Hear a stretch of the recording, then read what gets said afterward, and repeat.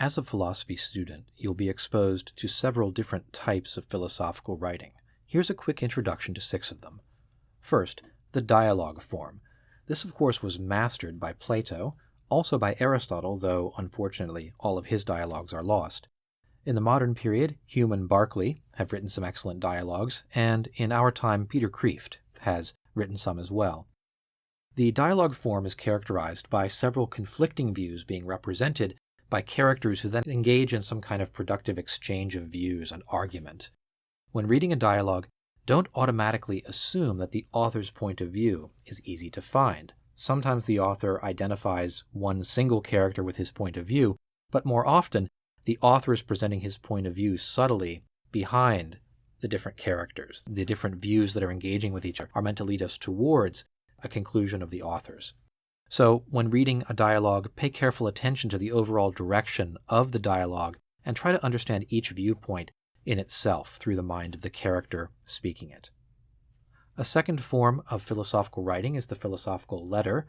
Cicero and Augustine are well known for their letters.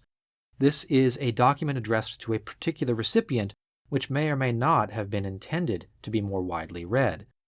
Don't assume when reading a philosophical letter that the author reveals all of his thought in this single document, and read it with the sender's and recipient's relationship in mind. For example, Augustine's letter on the nature of the teacher is a letter addressed to his son. A third type of philosophical writing is the meditation or the confession. Descartes, of course, famous for his meditations, as is Marcus Aurelius. Augustine and Rousseau have written confessions. These are intensely personal, revealing documents, although sometimes the intimacy of the meditation or confession may be partially ironic, so keep that in mind. It includes a reflection on one's actions or on the totality of one's life, and it may or may not be intended for a wider audience. For example, the Meditations of Marcus Aurelius were originally written solely for his own purposes. He did not intend that they should be read by anyone else. Don't necessarily take the author's self-insights at face value when reading one of these. Pay attention to the author's purpose in presenting this intimate reflection as a philosophical teaching tool. I'd say this is especially important with modern authors like Descartes and Rousseau.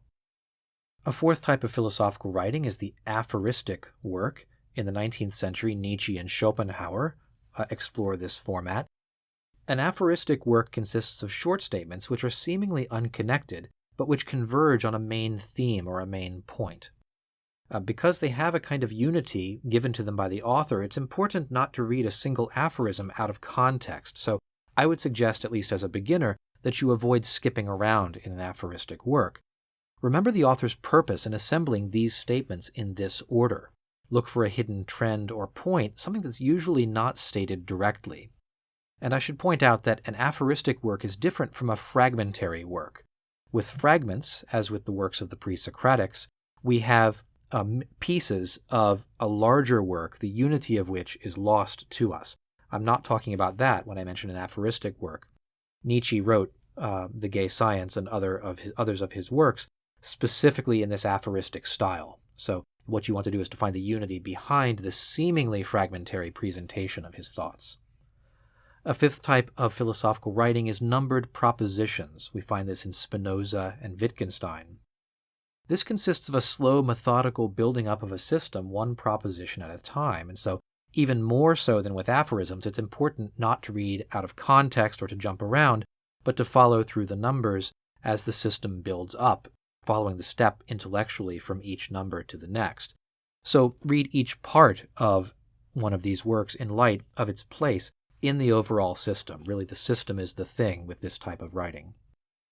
And finally, the academic article. This is what most contemporary academic authors write today.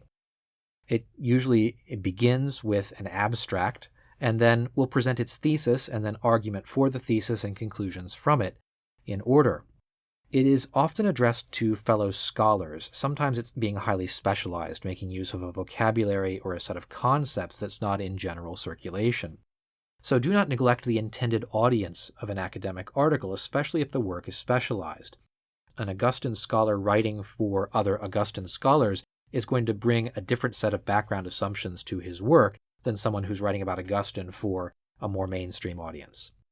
When reading an academic article, it's important that you begin by identifying its overall thesis, its purpose, and the significance of that thesis, and then look for the argument and the supporting evidence. Then you can evaluate the quality of the argument by way of evaluating the entire article and its success or failure as a piece of philosophical writing. So that's my quick overview of 6 different types of philosophical writing you may encounter as a philosophy student. These are not the only types of philosophy writing out there, but these are some of the most common. I hope you found this helpful. Thanks for watching today. Goodbye.